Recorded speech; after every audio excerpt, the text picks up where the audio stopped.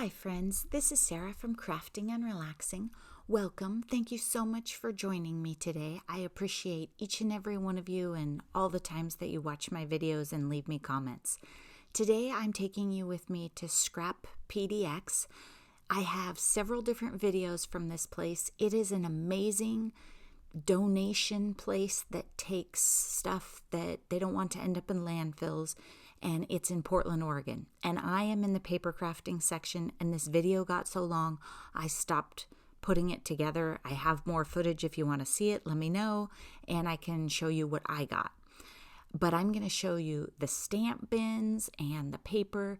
They do an amazing thing, and I know many of you have commented that there's nothing like this near you. I didn't even know this was near me until one of you amazing people told me. They have a section for sewing, knitting, art supplies, paper crafts, office supplies, categories I can't even explain to you, fabric, buttons. Today I found a whole section of envelopes I'll show you. But all of these stamps are reasonably priced, and some are new and some are old. There are a couple different things that looked familiar to me, like maybe I owned them at one point, but I resisted the urge to buy them again. But in every bin and every section, there's new product too. There's some Tim Holtz stuff in this video. There's just neat stuff in there. And it was a Sunday afternoon. It was super busy. It was right after a Timbers game, and this is right around the corner from the stadium. But I had a great time, and my husband waited patiently. Do you think those are dragonflies? I was trying to figure that out. Some are the older stamps, like, what was it? Dots. Dozens of terrific stamps kind of look. I'm not into that. Super cutesy. Look at this one. Are they dancers? Are they fairies? I don't know, but they're cool. A lot of neat stuff. I had a great time. I went to look for a stamp set that I had in a previous video that Noni was upset that I didn't buy for her. But I think the product turns over pretty quick. Like, I didn't see stuff there that looked familiar to me. And the stamps, I think they're $1 or $2. At some point, I'll show you the front of the bin and you can see. But there was neat stuff. Lots and lots of neat stuff. Is this a wolf? It looked too sturdy, thick to be a wolf. I know someone that would really like a wolf stamp, and for $2. But I was trying to figure out if it was a wolf.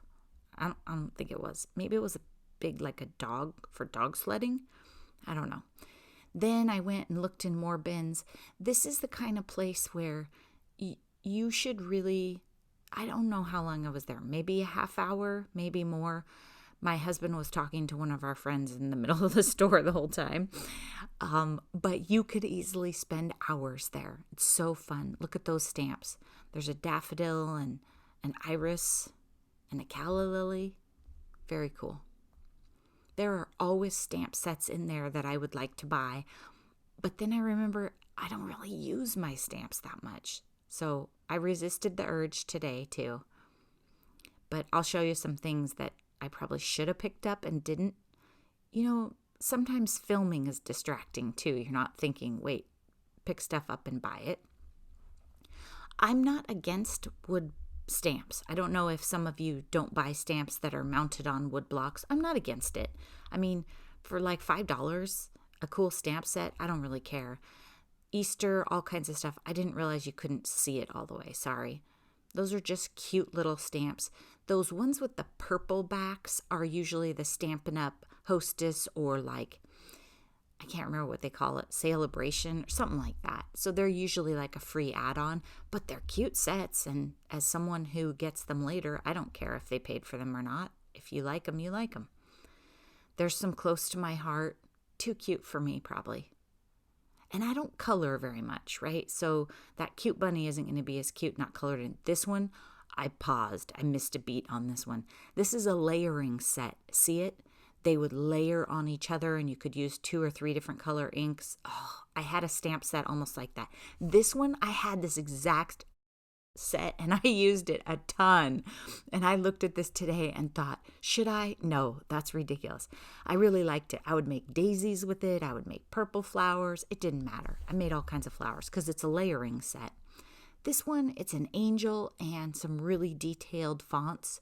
I was mostly on the hunt today. I was looking in the stamps because I was trying to find the stamp set that I left behind for Noni. But in general, I was looking for Christmas stuff. I was looking for red and green because that's what I'm going to be working on in October. And I've been rearranging my craft room. That's another story. And I have surprisingly limited embellishments in red and green. Like, I should never buy any purple sequins again probably, but red and green seem kind of limited. There are racks and racks of scrapbook paper. It's 10 cents a sheet. I didn't film them all because I didn't want you to get motion sick. Look at that green and purple one. I'm going to confess to you right now, Andrea, I left it behind. I should have gone back for it. I just didn't even think about it. It was pretty and it caught my eye. Here's glitter. Very cute, $3.50. I don't know if that's a good price. Some of their stuff, I'm not sure. My friend Noni has like almost the entire art glitter store. If you've never been, there's an actual, many of us use art glitter glue, and there's an art glitter store in Arizona.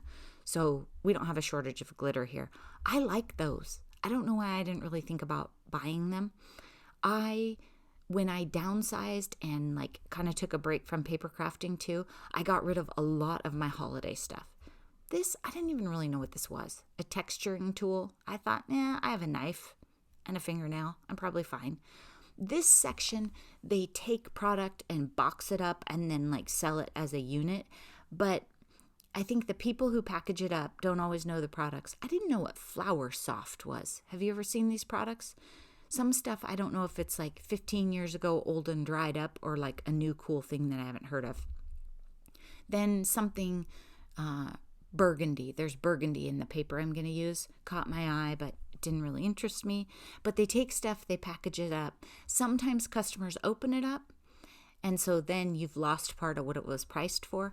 And also sometimes I think it's packaged by people who aren't paper crafters, so they don't really know what goes together. These are cool. I haven't seen anything like these.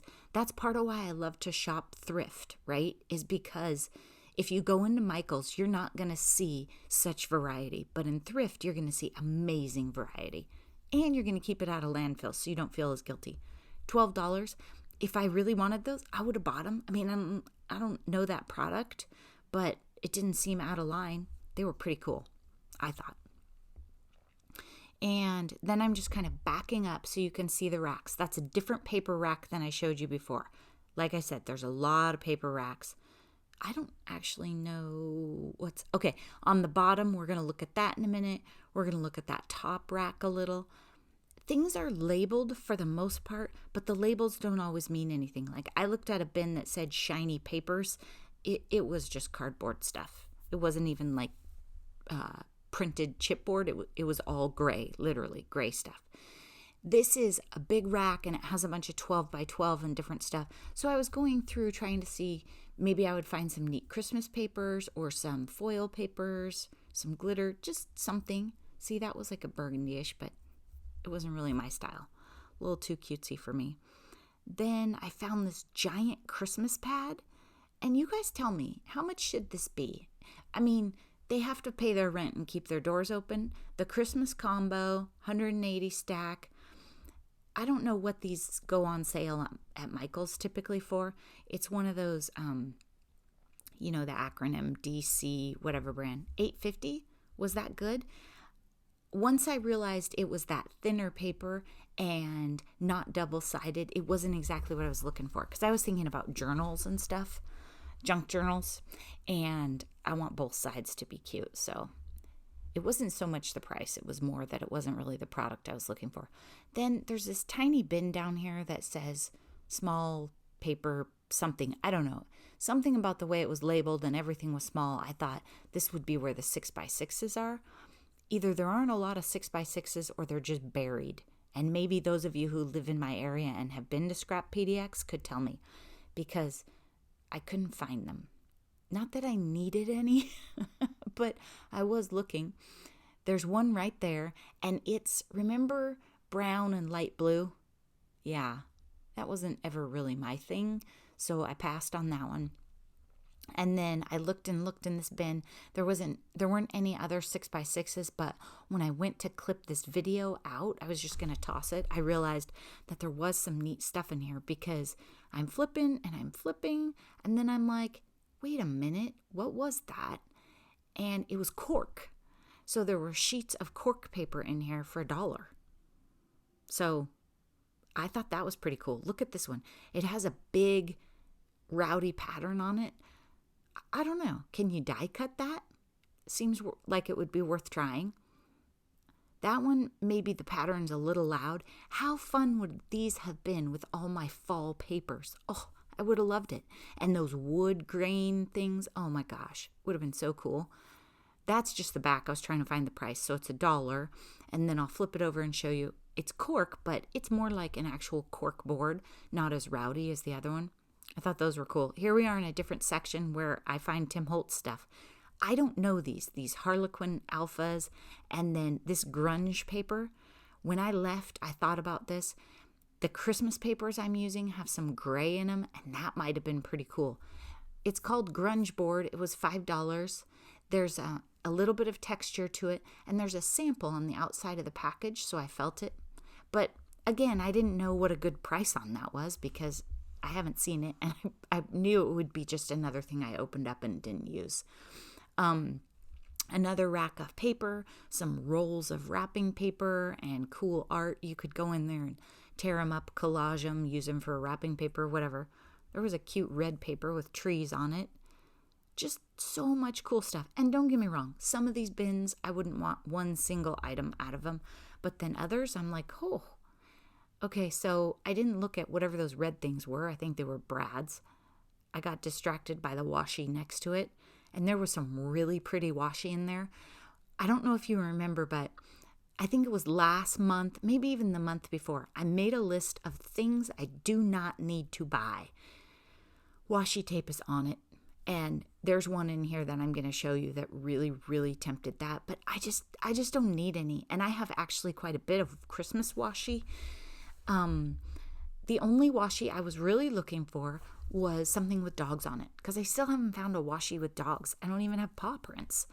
So I was looking for that. But I like the fact that the selection of washi tape they did have was very cute. It was, not old and grungy. But I guess washi hasn't been around that long, so it couldn't be. But this is an example. In the bin next to the washi, butterflies, metallic butterflies on blue. I'm going to tell you, I did not buy it. I did not, because I thought it's not going to go with my winter cards. It's not going to go with my Christmas cards. By the time I get ready to use that again, I will have forgotten that I have it. So I didn't bring that one home, you guys. I know. Be proud of me. It was big. It was big. Then there's chipboard. If you're a chipboard lover, there's glittered chipboard, there's chipboard letters, there's chipboard swirls, there's chipboard flowers, just tons and tons of chipboard. They have this tub and then another tub next to it. So somebody's a paper crafter and understands that chipboard is a whole category in and of itself. I didn't look at those flowers or shapes off to the right. I should have. And there was our regular printed chipboard that comes with collections, and then solid. I like solid chipboard lots of times because you can just paint it any color you want or ink it and it'll go with everything. Look at all that. It's crazy. I didn't dig through that. I just thought, okay, I don't probably need that. But I wonder what that circle tag thing was on the top. I probably should have looked at that. Sometimes when I see the videos, I find stuff that I was interested in. These are tags. They're 10 cents a piece. They come in a couple different sizes. Then I went to another tag bin. There were snowflakes. They were like from gift wrap. They weren't up to Papercraft standards. And then some other tags. But there's something in here you got to see. Look at this. It's like tassels and these little tiny gold tags. And the whole thing's $3.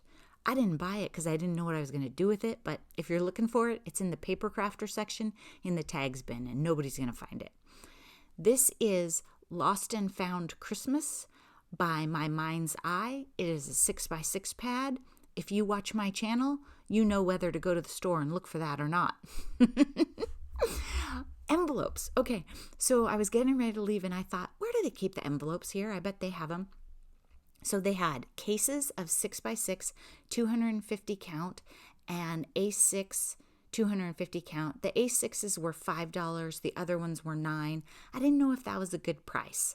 And then you could buy singles for a nickel. Thanks so much for watching and have a great day. Bye-bye.